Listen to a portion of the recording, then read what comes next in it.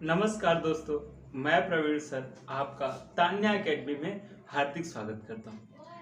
मैं पहले तो आपसे माफ़ी चाहता हूं क्योंकि आज की वीडियो आपको बहुत लेट मिली है।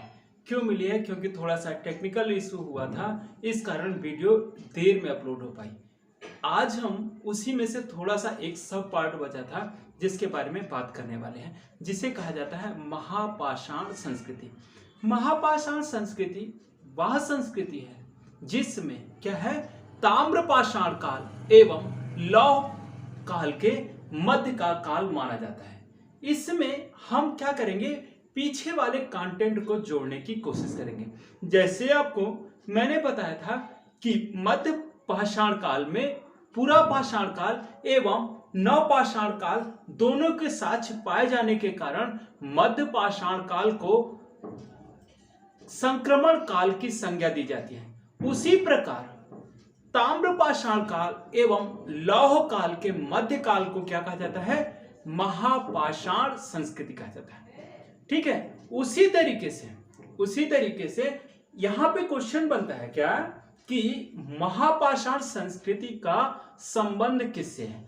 तो महापाषाण संस्कृति का संबंध लौह काल से है। कहां से है? लौह काल से है। और दूसरी चीज हमसे पूछी जाती है कि महापाषाण संस्कृति का संबंध किससे है, तो इसका संबंध समाधि स्थल से है। तो इस चीज को हम क्या करेंगे, नोट करके लिखेंगे। पहले हेडिंग डालेंगे महापाषाण संस्कृति।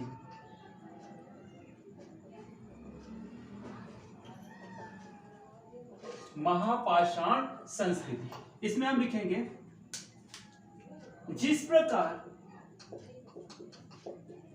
प्रकार पूरा पाषाण काल एवं नवपाषाण काल के मध्य काल को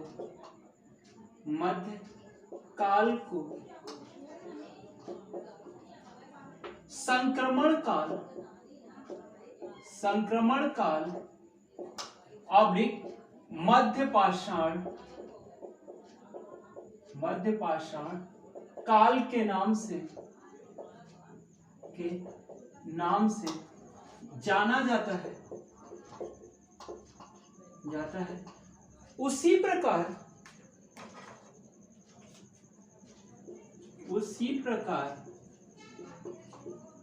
ताम्रपाषाण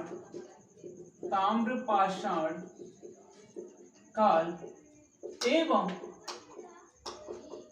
लौह काल के मध्य काल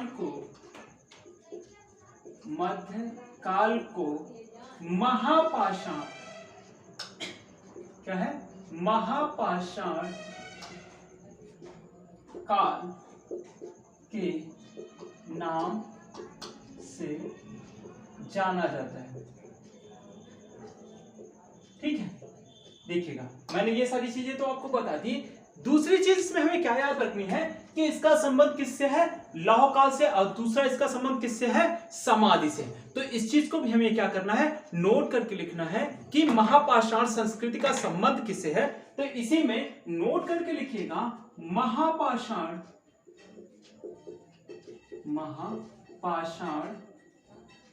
संस्कृति का संबंध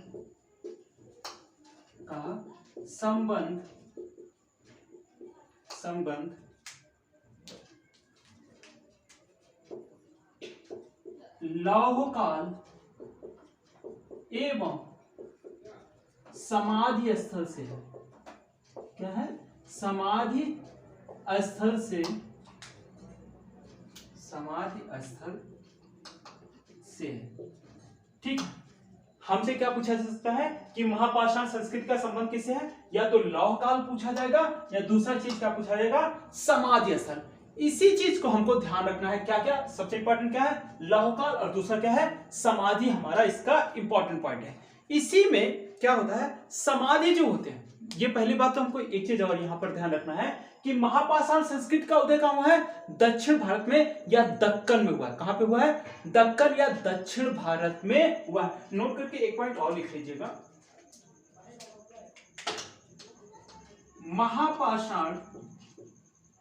महापाषाण संस्कृति का संबंध दक्षिण भारत से है।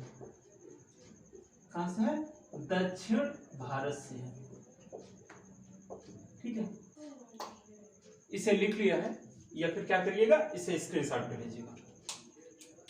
ठीक है, हो गया। नेक्स्ट,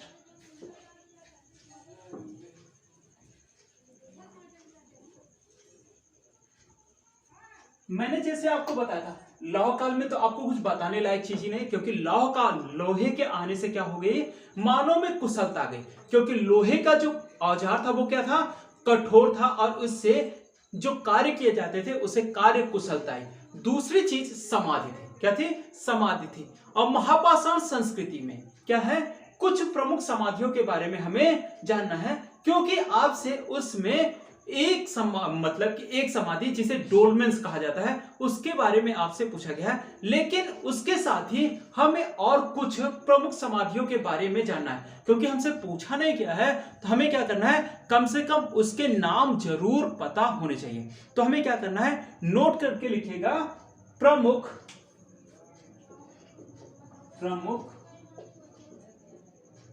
समाधियां, प्रमुख समाधियां, डैश करके लिखेगा। पहला लिखेगा शिष्ट समाधि, क्या लिखेगा, शिष्ट समाधि। ठीक है, पहली बात तो हम समझेंगे शिष्ट समाधि होता क्या।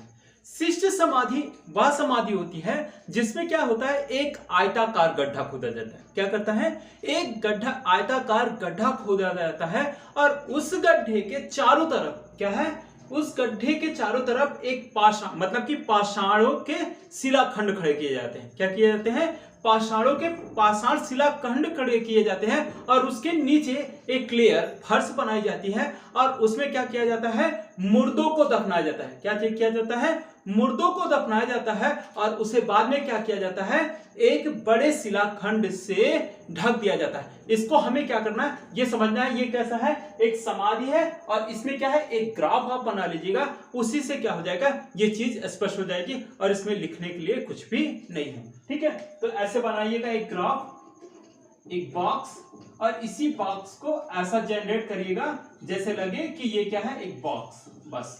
ठीक है,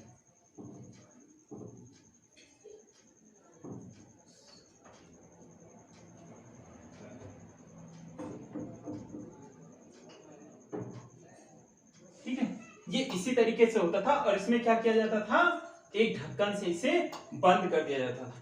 नेक्स्ट हम किसके बारे में पढ़ेंगे, पिट सर्किल। क्या पढ़ेंगे, दूसरा है पिट सर्किल। ठीक है, सर्किल, ध्यान देने वाली बात है कि पिट सर्किल होता क्या था, पिट सर्किल में क्या करते थे, हम एक वृत्ताकार गड्ढा खोदते थे। क्या करते थे, एक वृत्ताकार गड्ढा खोदते थे और यह वृत्ताकार गड्ढा 20 से 30 फीट का होता था। कितना होता था, 20 से 30 फीट का होता था। इसमें एक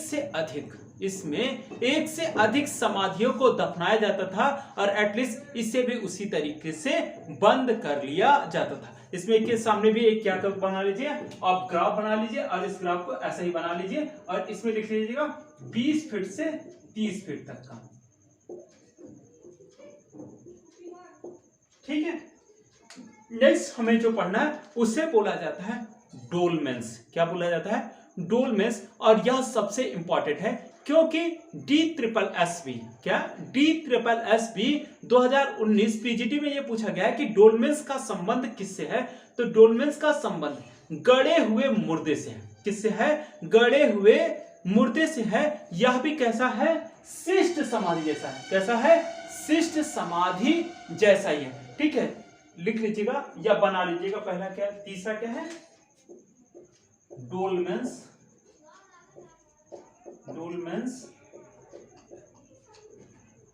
डुलमेंस समाधि, ठीक है।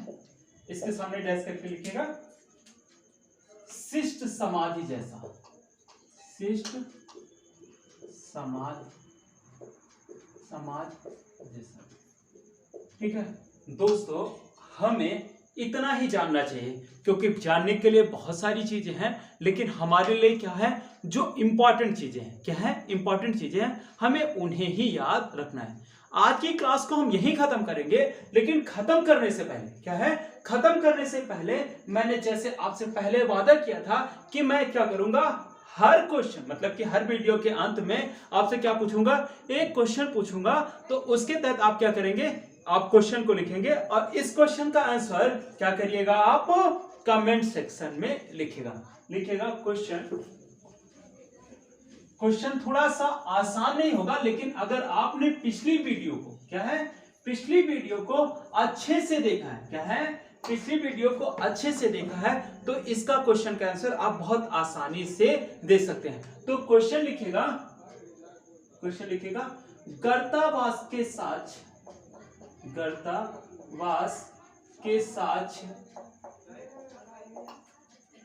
किस स्थल से प्राप्त हुए हैं, ठीक है। पहले नंबर पे लिखिएगा बुर्जहों, दूसरा गुफकराल,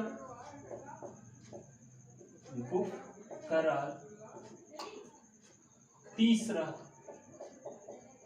लोथल,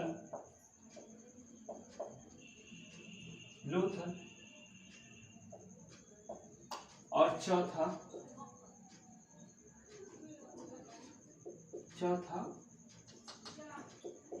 मेहरगढ़,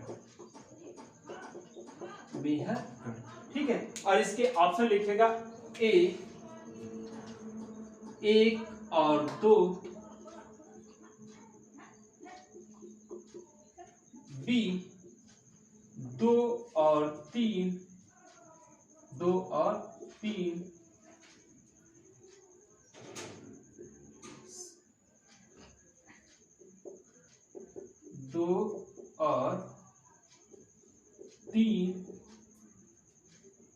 सी केवल 3,